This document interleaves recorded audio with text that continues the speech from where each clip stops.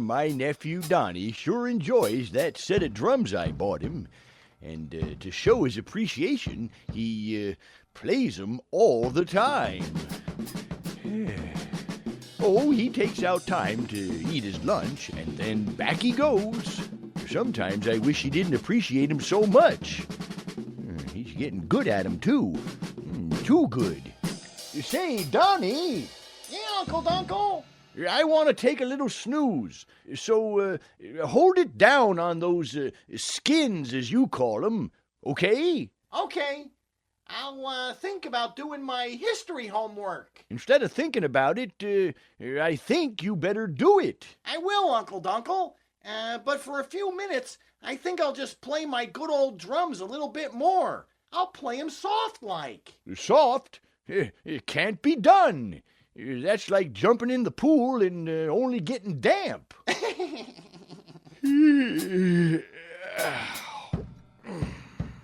Oh, I sure am sleepy. I better set the alarm clock so I don't snooze too long. I am so sleepy.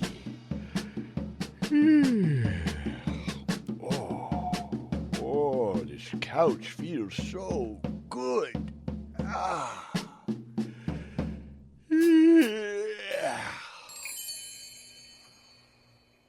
I hope Donnie didn't think I was being mean, but I just don't think you should play those drums all the time. Fun's fun, but... Donnie! Yeah, Uncle Dunkle? I hope I didn't hurt your feelings about saying that the drums were too loud. Oh, it's okay. It's just that, if you play the drums all the time, you'll neglect your history quiz I was going to help you with. They are dandy drums, I'll have to admit. Did you know they were You mad? just got to forget about them for a while. Did you know they were mad? You got to remember your homework. I'll try, Uncle Dunkle. But even when I'm not even sitting by my drums, if anything reminds me of drums, do you know what happens? What happens? You won't believe me. You try me. Well, if anything reminds me of drums, You go on. they start to play all by themselves. All by themselves. Yeah, like I was trying to tell you. They're magic drums. Magic? That's what it said on the box. I didn't see that. Of course not. They wrapped them in pretty paper when you got them at the store. But I'm the one who took the paper off, and I saw what it said. Magic drums? Magic drums. And like I said, if anything reminds me of drum stuff, they start to play themselves. I gotta get your mind off drums. I know. I'll tell you a nursery rhyme. You still like those? Oh, sure. Here's one. Little Bo Poop fell in the soup, but don't just stand and stare. I have no doubt they'll fish her out with noodles in her hair.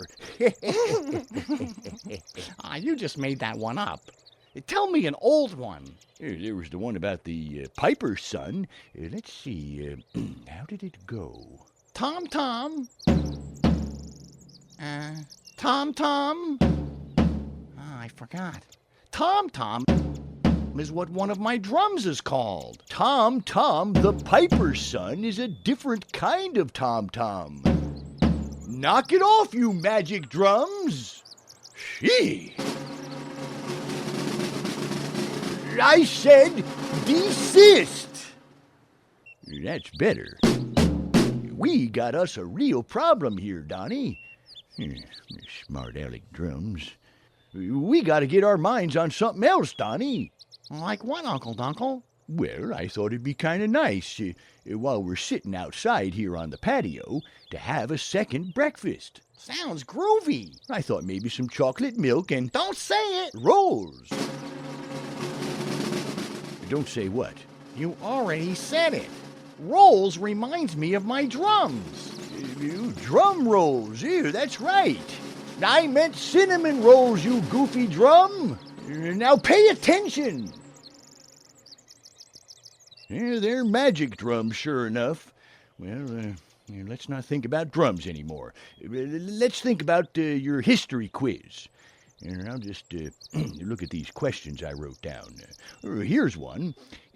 What is the eagle to the United States? It's symbol. Hey, drums, can't you spell? Not symbol. The symbol I mean is spelled S-Y-M-B-O-L. Quiet! Thanks a heap. Oh, it's no use, Uncle Dunkle. Everything reminds me of my drums. We'll just have to be more careful. Getting back to our history quiz, what kind of hat does Uncle Sam wear? I can't tell you, Uncle Dunkle. You mean you don't know? No, it's just that, it's something about a drum, too. Nonsense.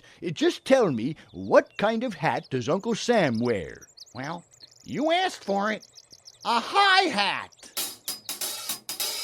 That's what a hi-hat sounds like.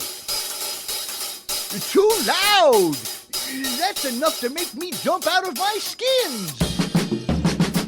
Uncle Dunkle, skins is another name for a drum set. Oh, those pesky drums! They've taken over!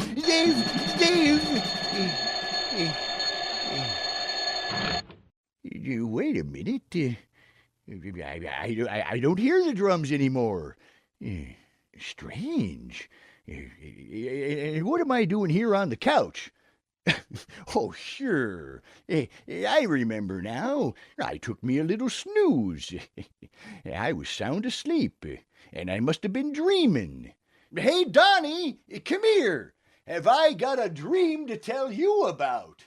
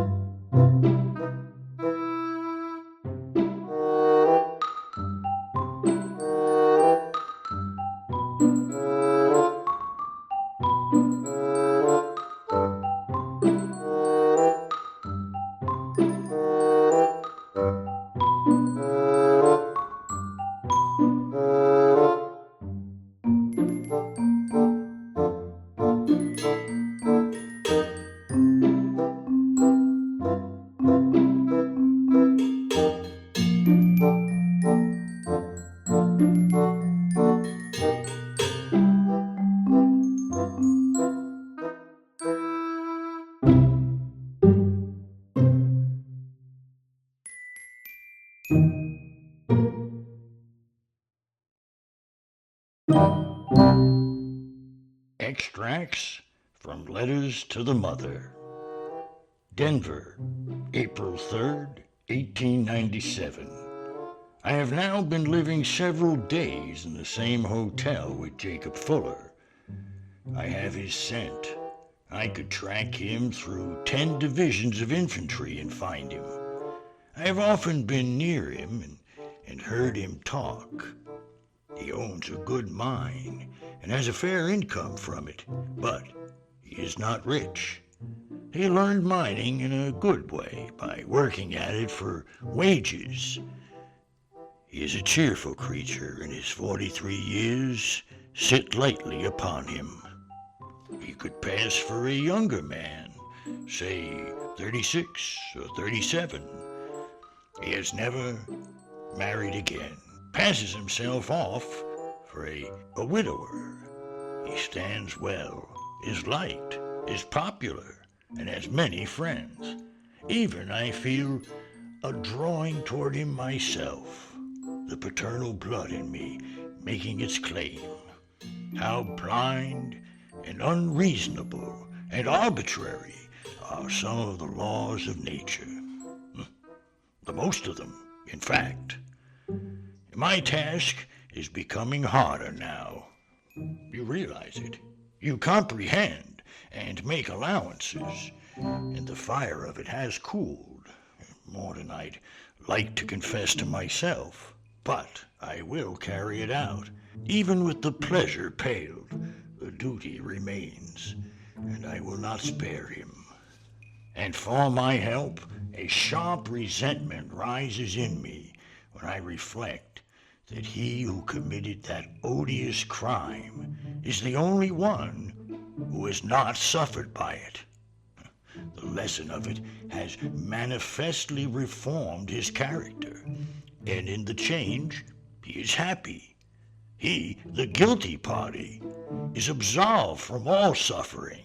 You, the innocent, are borne down with it. But be comforted, he shall harvest his share.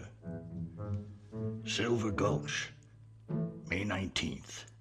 I placarded form number 1 at midnight of April 3rd. An hour later, I slipped form number 2 under his chamber door, notifying him to leave Denver at or before 11:50 the night of the 4th. Some late bird of a reporter stole one of my placards, then hunted the town over and found the other one, and stole that.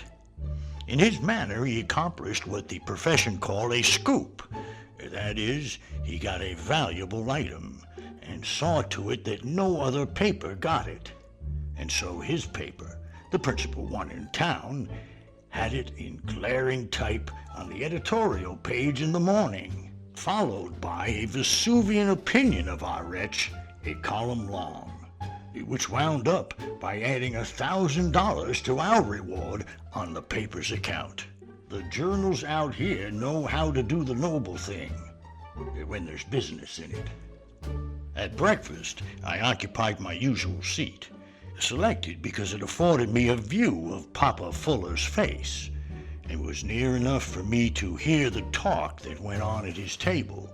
75 or 100 people were in the room, and all discussing the same item, and saying they hoped the seeker would find that rascal and remove the pollution of his presence from the town, with a rail or a bullet or something. When Fuller came in, he had the notice to leave, folded up in one hand, and the newspaper in the other, and it gave me more than half a pang to see him. His cheerfulness all gone. He looked old and pinched and ashy. And then, only think of the things he had to listen to. Mama, he heard his own unsuspecting friends describe him with epithets and characterizations drawn from the very directories and phrase books of Satan's own authorized editions below. And more than that, he had to agree with the verdicts and applaud them. His applause tasted bitter in his mouth, though. He could not disguise that from me. And it was observable that his appetite was gone. He only nibbled. He couldn't eat. Finally, a man said, "It is quite likely that that relative is in the room and hearing what this town thinks of that unspeakable scoundrel. I hope so." Ah, dear, it was pitiful the way Fuller winced and glanced around, scared. He couldn't have endured any more, and he got up and left.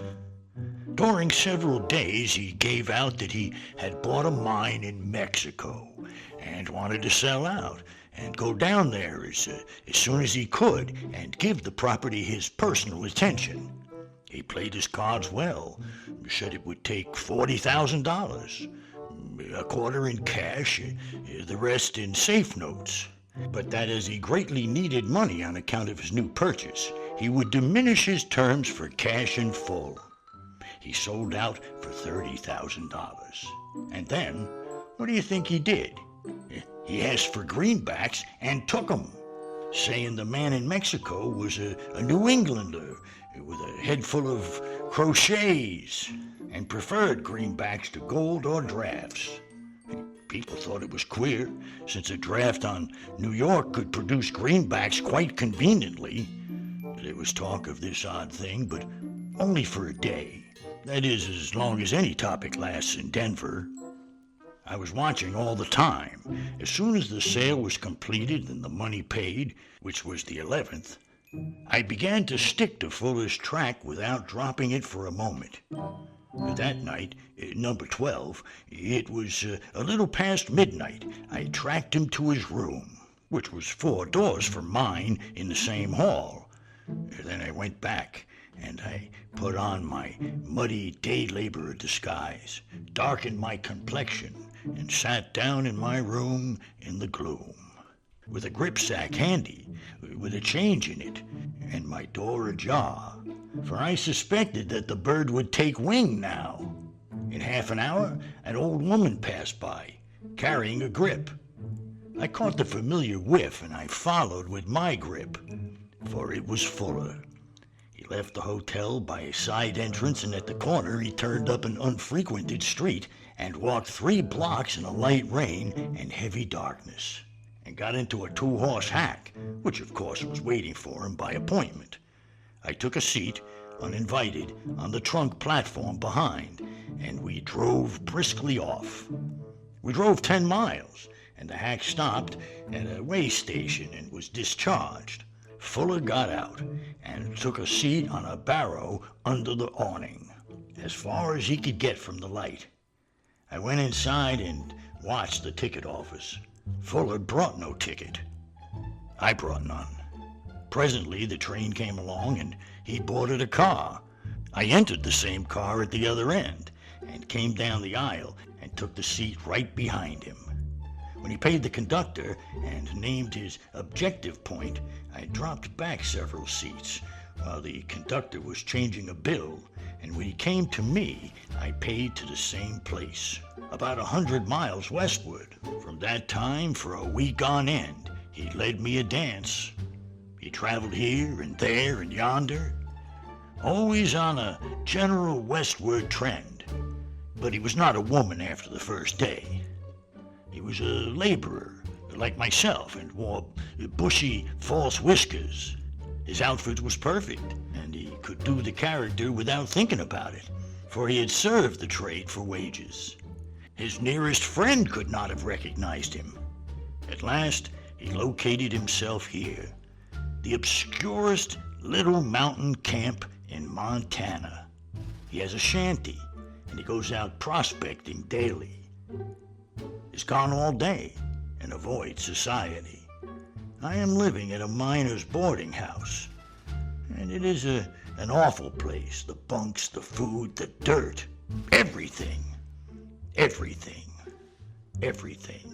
We have been here 4 weeks, and in that time, I have seen him but once.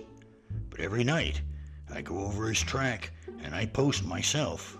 As soon as he engaged a shanty here, I went to the town 50 miles away and telegraphed that Denver hotel to keep my baggage till I could send for it.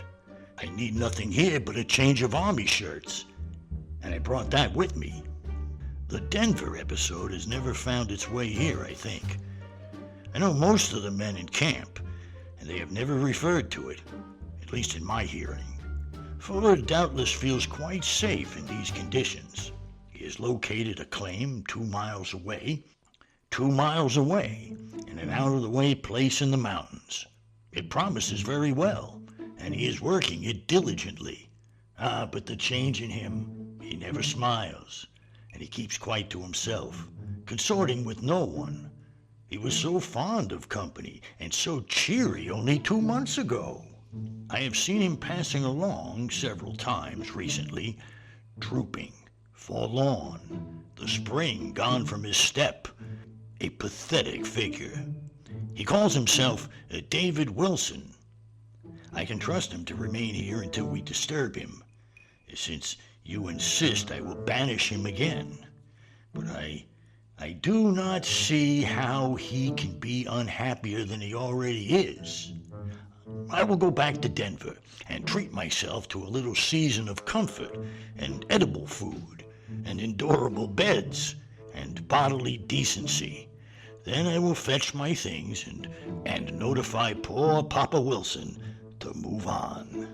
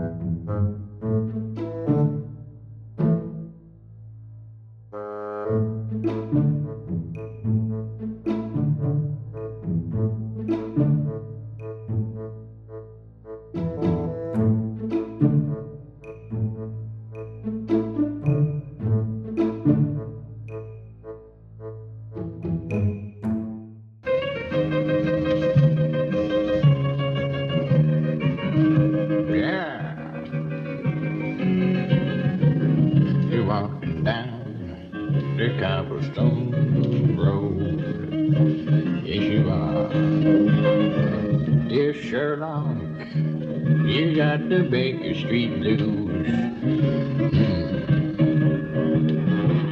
You're sitting there in your Baker Street flat. You're putting on your deerstalker hat. Sitting there at 221, chewing on an onion bun. Surely are scare out of time. Sucking on your calabash pipe. Got the Baker Street Blues. Yeah. Got the Baker Street Blues. Yeah, Sherlock. You can call it what you choose, but Dr. Watson got the Baker Street Blues. Yeah. Yeah, you got those deductive powers. It's true. Ain't nobody gonna evade you. Ask Moriarty, he knows. Ah, got the Baker Street Blues. Ah, Sherlock, you can't lose. You give everybody the Baker Street Blues, yeah. Ah, take it home, take it home.